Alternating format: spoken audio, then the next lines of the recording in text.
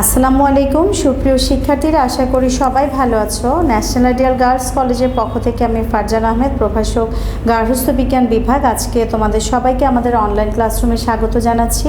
প্রিয় শিক্ষার্থীরা, আমরা গত কয়েকদিন ধরে প্রথম পত্রের পঞ্চম অধ্যায়, যেখানে সঞ্চয়, বিনিয়োগ, ঋণ, এই বিষয়গুলো নিয়ে বিশদ আলোচনা আছে, সেই অধ্যায়টি আলোচনা করছিলাম। তারই ধারাবাহিকতায় আজকে আমরা নতুন একটি পাঠ নিয়ে আলোচনা করব, যে পাঠটিতে সঞ্চয়ের প্রকারভেদ ও মাধ্যম আছে। বোর্ডের দিকে লক্ষ্য করো, kinds of savings and system. এখানে সঞ্চয়ের বিভিন্ন প্রকারভেদ এবং বিভিন্ন উপায় বা মাধ্যম, আমরা কোন কোন উপায়ে সঞ্চয় করতে পারি সেই বিষয়গুলো নিয়ে বিশদ আলোচনা আছে। প্রিয় শিক্ষার্থীরা, তোমরা জানো যে মানুষের জীবনে বিভিন্ন সময় বিভিন্ন ধরনের ঝুঁকি, অনিশ্চয়তা থাকে।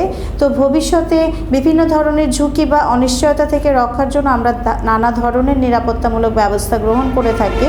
তো এর মধ্যে অন্যতম প্রধান ব্যবস্থা হচ্ছে আর্থিক নিরাপত্তা, অন্যতম নিরাপত্তার একটি উপায়। আর এই আর্থিক নিরাপত্তার প্রধান মাধ্যমই হচ্ছে সঞ্চয়। আমরা আজকে সঞ্চয়ের বিভিন্ন বিষয়গুলো নিয়ে জানব। বোর্ডের দিকে সবাই লক্ষ্য করো। আর্থিক নিরাপত্তার অন্যতম প্রধান মাধ্যম হলো সঞ্চয়। আয়ের মধ্যে ব্যয় সীমাবদ্ধ রেখে ভবিষ্যতের জন্য কিছু অর্থ বাঁচানোর নাম হচ্ছে সঞ্চয়। এক্ষেত্রে আমরা সঞ্চয়কে এভাবে সংজ্ঞায়িত করতে পারি: বর্তমান আয় থেকে বর্তমান ভোগ ব্যয় বিয়োগ করে যে পরিমাণ অর্থ থাকে সেটাকে ভবিষ্যতের জন্য সংরক্ষণ করাই হচ্ছে সঞ্চয়। সঞ্চয়ের প্রকারভেদ লক্ষ্য করো প্রিয় শিক্ষার্থীরা। প্রথমটা হচ্ছে বাধ্যতামূলক সঞ্চয়, আর দ্বিতীয়টা হচ্ছে স্বেচ্ছামূলক সঞ্চয়। বাধ্যতামূলক সঞ্চয় বিভিন্ন প্রতিষ্ঠানের অধীনে অথবা নিয়োগকারী যিনি নিয়োগ দিয়ে থাকেন, একটা প্রতিষ্ঠানের যিনি কর্ণধার আছেন, তার ইচ্ছা মতন বা তার নিয়ন্ত্রণাধীন হয়ে থাকে। সরকারি বেসরকারি বিভিন্ন প্রতিষ্ঠানে বাধ্যতামূলক সঞ্চয়ের ব্যবস্থা থাকে। এক্ষেত্রে যে মাধ্যমগুলো আছে: ভবিষ্যৎ তহবিল, পেনশন, কর্মচারী তহবিল, যৌথ বিমা তহবিল এবং গ্র্যাচুইটি। আর স্বেচ্ছামূলক সঞ্চয়ের বিভিন্ন মাধ্যম রয়েছে প্রিয় শিক্ষার্থীরা, লক্ষ্য করো: ব্যাংক, ডাকঘর, বিমা, জাতীয় সঞ্চয়পত্র এবং শেয়ার। একটা পরিবার নিজের পছন্দ মতো বা ইচ্ছা মতো সঞ্চয়ের বিভিন্ন মাধ্যম নির্বাচন করে থাকে। এক্ষেত্রে সঞ্চয়ের বিভিন্ন মাধ্যম রয়েছে, আমরা সেগুলো নিয়েও আলোচনা করব। তো প্রথমেই আমরা যে মাধ্যমগুলো নিয়ে আলোচনা করব সেটা হচ্ছে বাধ্যতামূলক সঞ্চয়।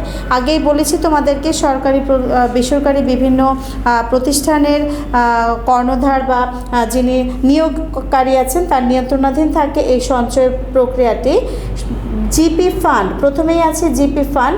প্রিয় শিক্ষার্থীরা লক্ষ্য করো, মূল বেতনের নির্ধারিত অংশ জমা রাখা হয়। প্রতি মাসে একজন কর্মকর্তা বা কর্মচারী যে বেতন ভোগ করে থাকেন বা যে বেতন পেয়ে থাকেন তার একটি নির্দিষ্ট শতকরা হার কর্তন করা হয়ে থাকে এক্ষেত্রে, এবং তা চক্রবৃদ্ধি সুদসহ ক্রমশ বাড়তে থাকে। যেহেতু এটা লগ্নিকৃত অর্থ হিসেবে ধরা হয়, এটার চক্রবৃদ্ধি হারে সুদসহ ক্রমশ বাড়তে থাকে। এবং এক্ষেত্রে যেটা সুবিধা, প্রয়োজনে কিন্তু এই লগ্নিকৃত অর্থের উপরে ঋণ নেওয়া যায়। এক্ষেত্রে জিপি ফান্ডের অন্যতম সুবিধা হচ্ছে যে সেই কর্মকর্তা বা কর্মচারী তার যতটুকু অর্থ আছে বা এর চাইতে বেশি পরিমাণ অর্থ অনেক সময় তার উপরে কিন্তু ঋণ নিতে পারে বিভিন্ন প্রয়োজনের ক্ষেত্রে। আর আমরা এরপরে যেটা দেখছি, এখানে আছে পেনশন, কর্মচারী তহবিল। পেনশনও হচ্ছে, এটিকে কর্মমূল্য হিসেবে আমরা বলা যেতে পারে। অর্থ জমা রাখতে হয় না এক্ষেত্রে। অবসর ভাতা প্রাপ্তি শর্ত সাপেক্ষ। যেমন পূর্ণ পেনশন পেতে হলে একজন সরকারি কর্মচারী, তাকে যদি পূর্ণ পেনশন পেতে হয় তাহলে তাকে কিছু শর্ত মেনে চলতে হয়। এক্ষেত্রে সে কতটুকু অবসর ভাতা পাবে বিভিন্ন শর্ত সাপেক্ষে এই বিষয়গুলো নির্ভর করে। লক্ষ্য করো, যেমন পূর্ণ পেনশন পেতে চাকরির শেষ অবধি কিংবা 25 বছর মেয়াদ পূর্ণ করতে হবে। আর অবসরকালীন সে কী পরিমাণ অর্থ অবসর ভাতা পাবে, এটা তার যে শেষ মাসে সে যখন কর্ম ত্যাগ করে চলে আসে বা তার যখন চাকরির মেয়াদ শেষ হয়ে যায়, সেই শেষ মাসে মূল বেতনের উপর অর্থপ্রাপ্তি হয়ে থাকে। এরপরে আছে কল্যাণ তহবিল। সরকারি কর্মকর্তা তাদের বেতনের স্বল্প হার, এখানে শতকরা হার খুব অল্প পরিমাণে প্রদান করে থাকেন এবং অল্প হারে এই টাকা কল্যাণ তহবিলে চাঁদা হিসেবে দেন। শারীরিক মানসিক অসুস্থতা, চাকরি অবস্থায় অথবা অবসর গ্রহণের 10 বছরের মধ্যে যদি সেই সরকারি কর্মকর্তা বা কর্মচারীর মৃত্যু হয়ে থাকে, সেক্ষেত্রে তার পরিবার আর্থিক দুরবস্থায় পড়লে এক্ষেত্রে কল্যাণ তহবিল থেকে কিন্তু অর্থ সহায়তা পেয়ে থাকেন। যৌথ বিমা তহবিল, এক্ষেত্রে 0.70 হারে বিমা তহবিলে জমা দিতে হয়। চাকরিরত অবস্থায় মৃত্যুতে তার পরিবার এককালীন সাহায্য পেয়ে থাকে যৌথ বিমা তহবিল থেকে। এরপরে আছে গ্র্যাচুইটি। প্রিয় শিক্ষার্থীরা, নির্ধারিত মেয়াদ পূর্ণ করে চাকরি শেষ করার পর কোনো সরকারি কর্মকর্তা বা কর্মচারী যদি মৃত্যুবরণ করেন, সেক্ষেত্রে গ্র্যাচুইটি সুবিধা পাবেন। এক্ষেত্রে কী সুবিধা পায় লক্ষ্য করো, সেই কর্মকর্তা বা কর্মচারী যদি নির্দিষ্ট মেয়াদ পূর্ণ করার পর মৃত্যুবরণ করেন, সেক্ষেত্রে তার বেতনের 15 গুণ অর্থ প্রদান করা হয়। এক্ষেত্রে পূর্বে আগে থেকে কোনো অর্থ, আমরা অন্য মাধ্যমগুলোতে যেমন দেখেছি আগে থেকে অর্থ জমা রাখতে হয় কল্যাণ তহবিলে, ওখানে এক্ষেত্রে আগে থেকে গ্র্যাচুইটি পাবার জন্য কোনো অর্থ জমা রাখতে হয় না। এরপরে আছে সাধারণ মেয়াদি বিমা। বিমাকারী নির্দিষ্ট সময়ের জন্য পলিসি চালায়, যেমন 10 বছর, 15 বছর, 30 বছর ইত্যাদি মেয়াদে এটা করে থাকে। প্রিয় শিক্ষার্থীরা, আমরা এখানে বাধ্যতামূলক সঞ্চয়ের বিভিন্ন অংশগুলো পড়েছি, গ্র্যাচুইটি পর্যন্ত ছিল এখানে। লক্ষ্য করো আবার ভবিষ্যৎ তহবিল, এটাও কি আমরা জেনেছি, পেনশন, কর্মচারী তহবিল, যৌথ বিমা তহবিল, গ্র্যাচুইটি। যৌথ বিমাটা কি লক্ষ্য করো, আবারও বলছি, 0.70% হারে বিমা তহবিলে জমা দিতে হয়। চাকরিরত অবস্থায় মৃত্যুতে তার পরিবার এককালীন সাহায্য পেয়ে যায়। যদি কোনো সরকারি কর্মকর্তা বা কর্মচারী চাকরি করা অবস্থায় মৃত্যুবরণ করে থাকেন, সেক্ষেত্রে ওই যে খুব স্বল্প পরিমাণে কিছু টাকা জমা দিয়েছিল, সেক্ষেত্রে পূর্ণ টাকাটা তার পরিবার অথবা যাকে নমিনি করে যাওয়া হয় সে কিন্তু এক্ষেত্রে পেয়ে থাকে। প্রিয় শিক্ষার্থীরা, এরপরে আছে আমাদের স্বেচ্ছামূলক সঞ্চয়। স্বেচ্ছামূলক সঞ্চয় কি আমি তোমাদেরকে বলেছি, পরিবারগুলো বা কোনো ব্যক্তি নিজের ইচ্ছা মতো বা নিজের পছন্দ মতো মাধ্যম নির্বাচন করে এক্ষেত্রে সঞ্চয় করে থাকে। সেক্ষেত্রে মাধ্যমগুলো হলো ব্যাংকের মাধ্যমে সঞ্চয়। ব্যাংকের মাধ্যমে সঞ্চয় অনেকগুলো হিসাব আছে, চলতি হিসাব, সঞ্চয় হিসাব, স্থির জমার হিসাব। তোমরা পরিচিত এই শব্দগুলোর সঙ্গে। চলতি হিসাব বা কারেন্ট অ্যাকাউন্ট, যেখানে একজন ব্যক্তি নির্দিষ্ট পরিমাণে কোনো অর্থ রাখতে হয় না, সর্বনিম্ন 500 টাকা থেকে শুরু হয়। শিক্ষার্থীদের জন্য 100 টাকা মেয়াদি এরকম চলতি হিসাবের আমরা দেখেছি যে এরকম বিভিন্ন ব্যাংক সুবিধা প্রদান করে থাকে। সঞ্চয় হিসাব, সেভিংস অ্যাকাউন্ট, এখানেও নির্দিষ্ট পরিমাণ হিসেবে প্রতি মাসে অর্থ জমা রাখতে হয়। আর স্থির জমার হিসাব একটা মোটামুটি ভালো পরিমাণ টাকা, সেটা 10,000 থেকে শুরু হয়ে 10 লক্ষ বা আরও বেশিও হতে পারে, সেটা ফিক্সড ডিপোজিট হিসেবে জমা রাখা হয়। এরপরে আছে ডাকঘর। ডাকঘর জনগণের টাকা গচ্ছিত রাখে। ডাকঘরে টাকা জমা রাখারও বিভিন্ন পদ্ধতি রয়েছে, তোমরা জানো। ডাকঘর টাকা বা সঞ্চয় করার একটি খুব ভালো একটি আমাদের উপায়, এবং এক্ষেত্রে নির্ভরযোগ্য উপায় বলতে পারি আমরা, যেখানে সাধারণ হিসাব, মেয়াদি হিসাব এবং বোনাস হিসাব, এই 3টি পদ্ধতির মাধ্যমে সাধারণ মানুষের টাকা জমা রাখা হয়। সাধারণ হিসাব এবং মেয়াদি হিসাব যেটা আছে, মেয়াদি হিসাব 1, 2, 3 বছর মেয়াদি হয়ে থাকে। বোনাস হিসাব এর চেয়ে বেশি 6 বছর মেয়াদি হয়ে থাকে। এরপরে আছে বিমা। প্রিয় শিক্ষার্থীরা, লক্ষ্য করো, বিমা হচ্ছে অর্থ সঞ্চয়ের অন্যতম উপায়। বাংলাদেশে বিভিন্ন দেশি আমরা সাধারণ বিমা কর্পোরেশন এরকম নাম শুনেছি। এছাড়া বিদেশি বিভিন্ন বিমা কোম্পানি আছে, অ্যালিকো বা আরও যারা আছে, তারা সেক্ষেত্রে বিভিন্ন পলিসির মাধ্যমে, পলিসির বিভিন্ন স্থিরকৃত অর্থ থাকে, বিভিন্ন পলিসির এক একটা পলিসি এক একটা মেয়াদের হয়ে থাকে। সেক্ষেত্রে পারিবারিক নিরাপত্তার জন্য নির্দিষ্ট মেয়াদ শেষের পরেও স্বল্প প্রিমিয়াম দিতে হয়, যেখানে আজীবন বিমা করা হয়। বিমা মৃত্যুর পরে একজন ব্যক্তি বা কোনো পরিবার যাকে নমিনি করে, সেই পরিবার বা ব্যক্তি মৃত্যুর পরে মনোনীত ব্যক্তি এই আজীবন বিমার টাকাটা ভোগ করে থাকে। এরপরে আছে সাধারণ মেয়াদি বিমা।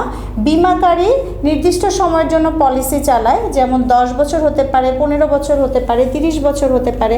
এক্ষেত্রে বিভিন্ন ধরনের বিমা আছে। প্রিয় শিক্ষার্থীরা, শিক্ষার্থীদের জন্য শিক্ষা বিমা, বিবাহ বিমা, তারপরে আছে দুর্ঘটনা বিমা, যেখানে বিভিন্ন শারীরিক দুর্ঘটনা বা 14টা বিভিন্ন ধরনের রোগ আছে, যে রোগগুলোতে আক্রান্ত হলে বিমা কোম্পানিগুলো তার চিকিৎসার পুরো খরচটা দেয় এবং বিমার যে পরিমাণ টাকা সেখানে উল্লেখ করা থাকে সেই টাকাটা কিন্তু তারা প্রদান করে থাকে। এক্ষেত্রে আবার বিভিন্ন বাণিজ্যিক কোম্পানিগুলো ক্ষতিপূরণ বিমা করে থাকে। সেক্ষেত্রে অনেক সময় দেখা যায় যে বিদেশ থেকে আমদানি রপ্তানি করতে যে অনেক ক্ষেত্রে ব্যবসায়িক বিভিন্ন লসের মুখে পড়তে হয়, সেক্ষেত্রে বিমা কোম্পানিগুলো কিন্তু তাদের সেই আর্থিক ক্ষতিপূরণ প্রদান করে থাকে। এরপরে আছে জাতীয় সঞ্চয়পত্র। আমাদের দেশে বিভিন্ন মেয়াদে জাতীয় সঞ্চয়পত্র একটি গুরুত্বপূর্ণ সঞ্চয়ের মাধ্যম। এটি একটি নির্ভরযোগ্য সঞ্চয়ের মাধ্যম। বিভিন্ন ব্যাংক, ডাকঘর, এছাড়া ডাকঘর থেকে সঞ্চয় ব্যুরো, বাংলাদেশ ব্যাংক সহ বিভিন্ন বাণিজ্যিক ব্যাংকের মাধ্যমে এই জাতীয় সঞ্চয়পত্রের মাধ্যমে সঞ্চয় করা যায়। এক্ষেত্রে বিভিন্ন ধরনের বা বিভিন্ন মেয়াদের জাতীয় সঞ্চয়পত্র আছে। একটু লক্ষ্য করবে, 5 বছর মেয়াদি যে সঞ্চয়পত্র, যেটা 1977 সাল থেকে প্রবর্তন করা হয়েছে বাংলাদেশে, এখানে 10 টাকা থেকে শুরু করে 50,000 টাকা, 1 লক্ষ, 5 লক্ষ, 10 লক্ষ এভাবে বিভিন্ন মেয়াদে আমাদের ডাকঘর থেকে ক্রয় ও নগদায়ন করা হয়। সাধারণত এটা 5 বছর মেয়াদিও হয়ে থাকে, এছাড়া আরও বেশি মেয়াদেও রাখা যায়। এরপরে আছে 3 মাস অন্তর মুনাফা ভিত্তিক। এটা 1998 সাল থেকে প্রবর্তন করা হয়েছে। এর মেয়াদ সর্বোচ্চ 3 বছর এবং সর্বনিম্ন 3 মাস। এখানে 1 লক্ষ, 2 লক্ষ, 5 লক্ষ থেকে শুরু করে এর চেয়ে বেশি পরিমাণ অর্থ এখানে সঞ্চয় করা হয়ে থাকে এবং তার উপর সেই লগ্নিকৃত অর্থের উপরে কিন্তু সেই ব্যক্তিকে মুনাফা প্রদান করা হয়ে থাকে। পেনশনার সঞ্চয়পত্র, যেখানে ভবিষ্যতের নিরাপত্তার জন্য এখানে বেসরকারি যারা চাকুরিজীবী আছেন তারা পেনশনার সঞ্চয়পত্রের মাধ্যমে তাদের টাকাগুলো সঞ্চয় করে থাকেন। এর মেয়াদ হচ্ছে 5 বছর। সঞ্চয় ব্যুরো, ডাকঘর এবং বিভিন্ন ব্যাংকের মাধ্যমে এই অর্থ লগ্নি করা যায়।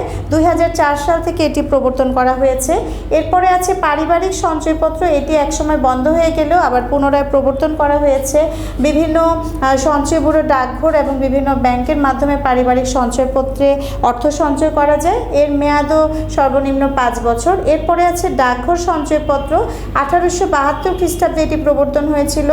বিভিন্নভাবে এখানে বিভিন্ন মেয়াদে কিন্তু টাকা সঞ্চয় করা যায়। এক একটা মেয়াদে এক এক রকম হারে মুনাফা প্রদান করা হয়ে থাকে। যেমন 7.5% সরল হারে এখানে সাধারণ মেয়াদে, এবং মেয়াদি হিসাব 3 বছরে 13.24%, 1 বছরে 10.40% এবং 2 বছরে 11.40% হারে কিন্তু এখানে মুনাফা প্রদান করা হয়ে থাকে।